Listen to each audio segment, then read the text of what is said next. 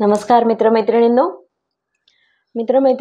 देशातल्या कोट्यावधी जनतेचं दैवत असलेल्या रामललाचं मंदिर 22 जानेवारीला रामललाची प्राणप्रतिष्ठा झाली. 500 वर्ष वनवासात असलेल्या रामललाला त्याचं घर अखेरीस मिळालं, सन्मानानं मिळालं. त्याची प्राणप्रतिष्ठा विधी, तो सोहळा आपल्या सगळ्यांना आठवत असेल आणि तो कायम 22 जानेवारी हा दिवस कायम आपल्या स्मरणात राहणारा दिवस आहे. आजही त्या सोहळ्याच्या आठवणींनी भरून येतं आपल्याला, इतका तो सुंदर सोहळा झाला. राम मंदिर होणं हा निवडणुकीत भाजपाला, मोदींना फायदा करून देणारा विषय असेल असा अंदाज होता, असं सगळ्यांना वाटत होतं. त्या दिवशी तो सोहळा पाहिल्यानंतर जी कृतार्थ भावना सगळ्यांच्या मनात होती, त्यातल्या सगळ्या मतदारांनी कदाचित हा निश्चय त्या दिवशी केलाही असेल की, आणि आपण ते ऐकतोही की जो राम को लाए है हम उनको लाएंगे. पण ज्या पद्धतीचं राजकारण काँग्रेसचे नेते त्यावर करतायत, त्यावरून या पूर्ण प्राणप्रतिष्ठा सोहळ्याची आणि एकूणच रामाबद्दलची जी भारतीयांची भावना आहे ती त्यांना समजलीच नाही असं वाटतं. त्यावरच मी आज बोलणार आहे. नमस्कार, मी आहे राधिका अश्विन अघोर आणि आपण बघताय घनघोर. मित्रमैत्रिणींनो, काँग्रेस, उद्धव ठाकरे, इंडिया आघाडीचे बाकी सगळे नेते, या सगळ्यांना राम मंदिर प्राणप्रतिष्ठा सोहळ्याचं निमंत्रण होतं, रीतसर निमंत्रण होतं. पण तरीही त्यांनी सगळ्यांनी या सोहळ्यावर बहिष्कार टाकला, वेगवेगळी कारणं सांगत. सगळ्या भारतानं कशाला, जगभरातल्या हिंदूंनी हा सोहळा पाहिला, अत्यंत कृतार्थ भावनेने पाहिला. स्वतः जाता आलं नाही तरी टीव्हीवरून पाहिला. म्हणजे सावळ्या राघवासाठी सगळा देश त्या दिवशी कसा एकवटला होता, कसे थांबले सगळेजण टीव्हीच्या स्क्रीनकडे डोळे लावून बघत होते, हे दृश्यही आपण सगळ्यांनी अनुभवलं. मग अशा वेळी लोकांचं राजकारणात प्रतिनिधित्व करणारे राजकीय नेते, त्यांचे आणि हे पक्ष, हे मात्र दुःखी होते, चिडचिड करत होते, वेगवेगळं राजकारण करत होते. कोणीतरी उघड विरोध करत नव्हते, पण या सगळ्या गोष्टी केला. म्हणजे राम मंदिर होण्याचा आनंद त्यांच्या चेहऱ्यावर कुठेही दिसत नव्हता. राम परत आल्याचं, हिंदूंना त्यांची अस्मिता परत मिळाल्याचं जे फिलिंग आपल्या सगळ्या सर्वसामान्यांच्या मनात होतं, त्या फिलिंगशी ते एकरूप होऊ शकत नव्हते. त्यांच्या मनात फक्त हे होतं, कारण की रामाबद्दलचं प्रेम किंवा ती भावना असण्यापेक्षाही जास्त मोदींच्या हातून हे सगळं होतं आहे याचा राग जो मनात होता, याची चिडचिड होत होती, ती त्यातून होत होती. आणि हे केवळ त्या दिवशीची भावना नाही, हे त्याच्यानंतरच्या अनेक कृतीतून त्यांनी दाखवून दिलं. म्हणजे रिसेंटली राहुल गांधी अयोध्येला जाऊन आले, पण ते काही राम मंदिरात गेल्याचं मी पाहिलं नाही. म्हणजे त्याची मोठी न्यूज झाली असती, पण ते गेले नाही. ज्या दिवशी तो सोहळा झाला त्या दिवशी त्या गोंडस सावळ्या रामाची मूर्ती पाहून, रामललाची मूर्ती पाहून आपल्यापैकी प्रत्येकाचे डोळे पाणावले होते. हे नक्की होतं, हे नक्की आहे. म्हणजे माझ्यासारख्या आयांच्या मनात तर इतका वात्सल्य भाव निर्माण झाला होता ती रामललाची मूर्ती पाहून की, आणि एका सूत्रात जो देश बांधला गेला होता.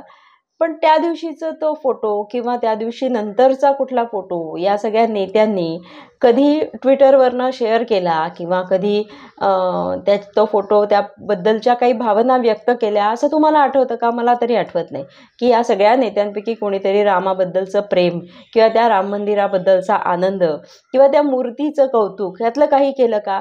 शंकराचार्य, म्हणजे सगळे नकारात्मक गोष्टीच इतके दिवसांचं, आता 4-5 महिने झाले राम मंदिर होऊन, पण त्या पूर्ण काळामध्ये मी पाहिलं नाही. त्यानंतर रामाचं नवरात्र येऊन गेलं, रामनवमीला किरणोत्सव तिथे झाला, त्याही दिवशी सुद्धा नकारात्मक, त्याही दिवशी सुद्धा टीकाच. म्हणजे या सगळ्या याच्यामध्ये रामाबद्दलची भक्ती कुठे दिसली का? फक्त चिडचिड आणि मग ते राम मंदिर कसं हे आहे, मग ते आहे वगैरे, ते सगळं ठेवा ना बाजूला. मोदींना बाजूला ठेवा, भाजपाला बाजूला ठेवा, फायदे तोटे बाजूला ठेवा. एकदा रामाकडे पाहिलं का? एकदा त्या रामाची भक्ती, एकदा त्या रामाचं कौतुक पाहिलं का? नाही पाहिलं. कसं कारण दिसलंच नाही ना. म्हणून शरद पवार म्हणतात जेव्हा निवडणूक प्रचारामध्ये की रामललाच्या बाजूला सीतामाई कुठे आहे? मग तो बाळराम आहे, त्याच्या बाजूला सीतामाई नसते, आमच्याकडे बालविवाह होत नाही. हे कसं कळेल? कारण पाहिलंच नाही ना मूर्तीकडे लक्ष देऊन की तो बाळ राम आहे, तो राम लला आहे. म्हणून असं वक्तव्य केलं. मग ते संपलं तर काँग्रेसचे प्रदेशाध्यक्ष नाना पटोले ते म्हणाले की प्राणप्रतिष्ठा सोहळा मोदींच्या हस्ते झाला आणि मोदी अपवित्र आहेत असं शास्त्र सांगतं. त्याच्यामुळे आम्ही जेव्हा सत्तेवर येऊ तेव्हा या राम मंदिराचं शुद्धीकरण करू असं नाना पटोले आता हे नाना भाऊ आहेत. त्यांना नेहमी असं वाटतं ना राजेभाऊ का आपण बोलतो तेव्हा सिक्सर मारतो, पण तिकडे कॅच गेली असते त्यांना कधीच दिसत नाही. म्हणजे पुन्हा यावेळेलाही त्यांनी तसंच केलं. रामाचं शुद्धीकरण, राम मंदिराचं शुद्धीकरण का तर मोदींच्या आई निवर्तल्यानंतर त्यांनी मुंडन केलं नाही, त्यांनी ते सगळे 10-12 दिवसांचे विधी केले नाही, लगेच कामाला लागले आणि त्यामुळे हे मंदिर अपवित्र झालं आहे. ज्या मोदींच्या हस्ते ती सगळी प्राणप्रतिष्ठा झाली ते मंदिर अपवित्र झालं आहे. म्हणजे कर्मसिद्धांतावर जो देश विश्वास ठेवतो, कर्मसिद्धांतावर जो देश पोचला गेलेला आहे, जो विचार आपल्याकडे सगळ्यात महत्त्वाचा आहे, कर्मकांड नाही तर कर्म हे महत्त्वाचं आहे, तुमचं कर्म करणं हे महत्त्वाचं आहे. हे ज्या देशात प्रत्यक्ष देवापासून संतांपर्यंत आणि संतांपासून समाजसुधारकांपर्यंत सगळ्यांनी सांगितलेलं आहे, त्या देशामध्ये हे आत्ता 21व्या शतकात शुद्धीकरणाच्या गोष्टी करतात आहे. बहुतेक ते अलीकडे नाना पटोले चातुर्वर्ण्य आणि मनुस्मृती वगैरेचा बहुतेक अभ्यास करतात आहे. कारण फारच मनोवादी झालेले आहेत ते आता अलीकडे. ते काही दिवसांपूर्वी त्यांनी देवेंद्र फडणवीस मटण खाणारे ब्राह्मण आहेत त्याच्यामुळे त्यांचा शाप लागत नाही वगैरे अशी भविष्यवाणी केली होती. आणि आता देवेंद्र फडणवीस अपवित्र ठरल्यानंतर मोदी अपवित्र ठरलेले आहेत. त्या भूमीमध्ये तुम्ही असे शोध लावता जी भूमी कर्माला महत्त्व देते. म्हणजे ज्याबद्दल मोदींचं कौतुक झालं की दुःखात बुडून न राहण्यापेक्षा त्यांनी आपल्या कामाला सुरुवात केली, त्यांनी कर्तव्याला प्राधान्य दिलं, त्याचं कौतुक झालं तर त्याच्यावर हे टीका करतात. म्हणून म्हटलं की सिक्सर मारण्याचा प्रयत्न करतात पण तिकडे कॅच जाते, अशी सगळी अवस्था आहे. आणि म्हणजे जिथे प्रत्यक्ष राम आहे ते शुद्ध करायचं आहे तुम्हाला. काय बोलावं यांच्या पुढे, तर काय म्हणायचं. बरं आता इजा झालं, बिजा झालं, शरद पवार झाले, नाना पटोले झालं, हे कमी होतं म्हणून मग तिच्या व्हायलाच पाहिजे. तर आता काल काँग्रेसचे प्रदेशाध्यक्षांनी काम झालं नाही म्हणून प्रत्यक्ष राष्ट्रीय अध्यक्ष आले. काय म्हणाले राष्ट्रीय अध्यक्ष मल्लिकार्जुन खरगे? त्यांनी आणखी त्याच्यात तो फोडणी देण्याचा प्रयत्न केला. कालच्या एका प्रचारसभेत ते असं म्हणाले की मला राम मंदिराचं प्राणप्रतिष्ठा सोहळ्याचं निमंत्रण होतं, माझी जायची इच्छा पण होती, पण मी गेलो नाही कारण मी दलित आहे ना. मग मी दलित आहे तर मग तुमचं मंदिर अपवित्र झालं असतं. प्रवेशद्वारापासूनच तुम्ही सगळं मंदिर मग धुवून काढलं असतं माझ्या प्रवेशामुळे आणि कदाचित गाभाऱ्यात तर मला प्रवेशच दिला नसता. म्हणजे सगळं हे केलं असतं. हे ह्युमिलिएशन टाळण्यासाठी इच्छा असूनही मी सोहळ्याला गेलो नाही. कोणत्या काळात जगतात खरगे? म्हणजे काय सांगू मी देवाची मात झाला महार पंढरीनाथ, हे डोक्यावर घेऊन राहणारा, हे या संतांचा महिमा गाणारा हा देश आहे. तिथे हे असं सगळी भाषा करतात. आणि आत्ता या 21व्या शतकात अहो गेल्या 4-5 महिन्यामध्ये कोट्यवधी लोक राम मंदिरात जाऊन आले. कोणी विचारलं त्यांची जात, त्यांचा धर्म कोणी विचारला? मुसलमान देखील जाऊन आले, बाकीचं सोडा. पण या सगळ्यांना कोणीतरी विचारलं? बरं म्हणजे तुमचा स्वतः तुम्ही सांगताय की तुम्हाला निमंत्रण होतं सोहळ्याचं आणि निमंत्रण म्हणजे रीतसर निमंत्रण पाठवलं होतं, तरी पण तुमचं ह्युमिलिएशन झालं असतं असा तर्क तुम्ही म्हणता आहात. म्हणजे किती वाईट पद्धतीने आपल्या जातीचं कार्ड खेळावं याचं हे मूर्तिमंत उदाहरण आहे.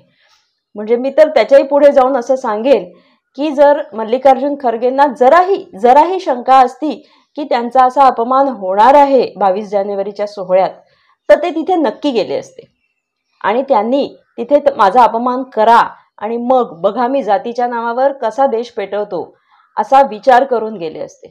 पण तसं काही होणार नाही याची त्यांना खात्री होती म्हणून तेव्हा गेले नाही आणि आज जातीचं कार्ड खेळतायत की मी दलित आहे म्हणून मग माझ्या नावाने मंदिर अपवित्र झालं असतं.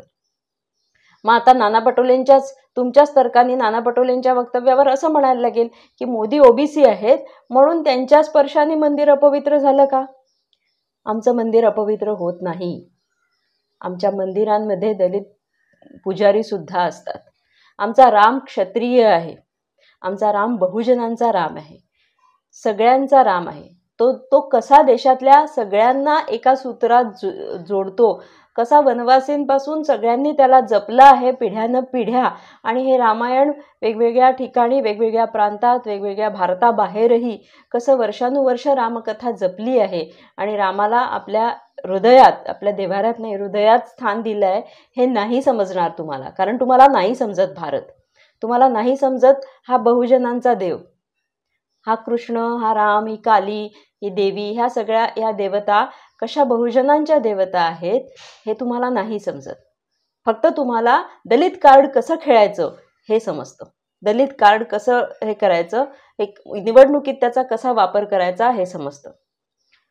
याने एकही दलित मत यांना मिळणार नाहीये, एकही नाही.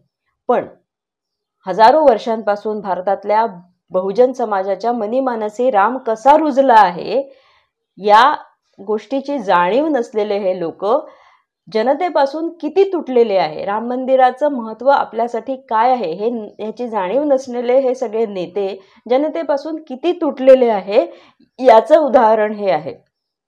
पण ते त्यांना नाही कळणार आणि म्हणून त्यांना असं वाटतं की मोदी जिंकतात, अमुक जिंकतात वगैरे. जिंकणं सोडा, पण ती कृतार्थ भावना तरी एकदा जाणून घ्या. असो, आता इथेच थांबते. हा व्हिडिओ आवडला असेल तर लाईक करा, शेअर करा आणि घनघोर चॅनलला नक्की सबस्क्राईब करा. धन्यवाद.